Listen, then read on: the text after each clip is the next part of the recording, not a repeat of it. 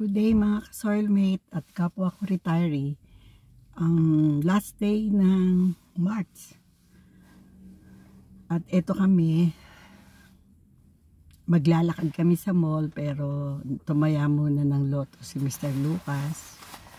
Baka nagbabaka sakali, malay nyo, baka manalo. So, we start the day with, siguro nakapag-breakfast kami, lunch.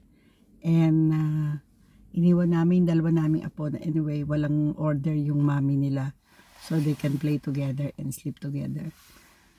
Sunny ngayon, I hope, pero still cool ang weather, kaya naka-wrap up pa rin ng lola nyo.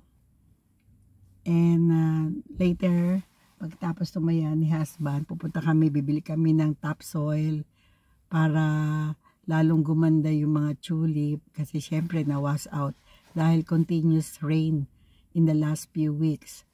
Pero at least merong Saturday na hindi masyadong umulan, drizzle lang, so I was able to clean the yard. Saturday, Sunday, na-clean ko yung yards, tapos yung garbage, kinolect na this morning, collected na yung garbage this morning, including all my green. So, lahat ng twigs, leaves, dried leaves, nung winter pa, nakuha na. So, more or less, clean na yung backyard ko. A little more cleaning na lang. Makikita mo na uli yung damo, makikita mo na uli yung mga small growth, which is a sign of springtime. Yun lang.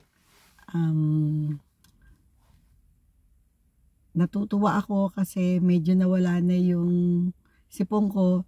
Nakita ko na it's good pala magmas ako during the time na nagki-clean ako ng garden.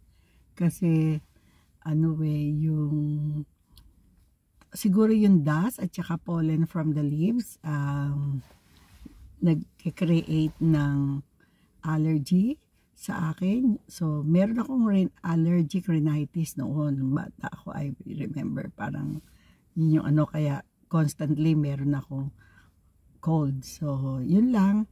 Mamaya maglalakad kami ni husband sa mall para makailang, ilang number of steps for the day. So, bye for now. Aulo Kasagir from Langley, BC. Maglalakad na kami in a few minutes. Bye. Enjoy your viewing.